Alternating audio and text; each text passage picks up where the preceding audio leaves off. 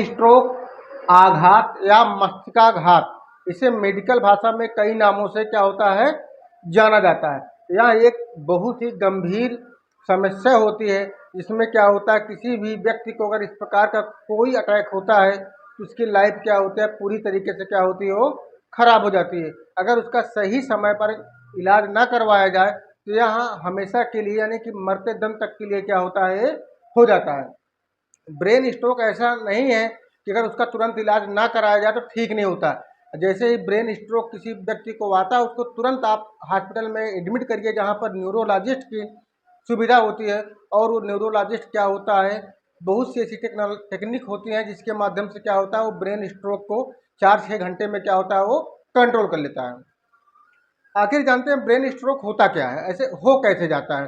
तो जब ब्रेन को रक्त पहुंचाने वाली धमनियां में रुकावट यानी कि ब्लॉकेज या फटने जिसे रैप्चर बोलते हैं की वजह से ब्लड रुक जाता है तो उस हिस्से की कोशिकाएं मरने लगती हैं, इसे ब्रेन स्ट्रोक कहते हैं। अब ये ब्रेन स्ट्रोक हो कैसे जाता आता कैसे है, इसमें हाई ब्लड प्रेशर, अगर कोई व्यक्ति क्या होता है हाई ब्लड प्रेशर का मरीज है तो उस कंडीशन पर होता है। डायबिटीज पेशेंट है, शुगर है, मोटापा यानी कि ओबेसिटी है, मोटापा है, और क्या हो रहा है कि और उसके अलावा बहुत सी ऐसी समस्याएं होती हैं जिसमें क्या होता है कि पेशेंट को ब्रेन स्ट्रोक आता है कि जैसे कि हो जाता है कि वो जो धूम्रपान कर ले रहा है, बहुत तनाव या चिंता में है, हार्ट की उसको कोई डिसीज है तो उस कंडीशन में होता है।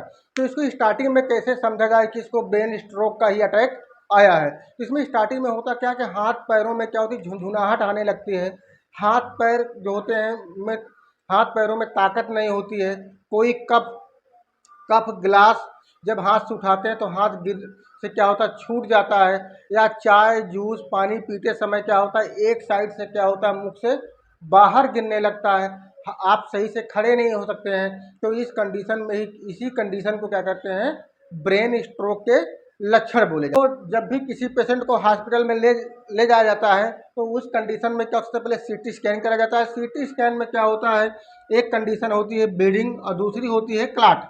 तो इसमें जो ब्लीडिंग होता है जिसे हम लोग हीमोरेजिक स्ट्रोक बोलते हैं, और क्लाट जो होता है इसको इस्केमिक स्ट्रोक के नाम से जानते हैं। तो जब हीमोरेजिक स्ट्रोक होता है ये बहुत क्या होता है खतरनाक होता है, ठीक है। इसका ट्रीटमेंट क्या होता है, इसका ट्रीटमेंट जो होता है तो ऑपरेशन होता है यानी कि जिसे हम लोग सर्जरी बोलते हैं। सर्जरी यानी कि ब्रेन की क्या होती है पूरी सर्जरी होती है, ठीक है। तो इसमें क्या होता है पेशेंट की रिकवरी की चांस बहुत कम होते हैं क्योंकि इसमें हाई कास्ट खर्चा भी आता है, बहुत ज़्यादा पैसा लगता है, और इसमें कोई डॉक्टर गारंटी भी नहीं लेता कि पेशेंट को पुनः उसी कंडीशन में आ पाएगा या नहीं आ पाएगा, यानी कि ठीक हो पाएगा कि नहीं हो पाएगा।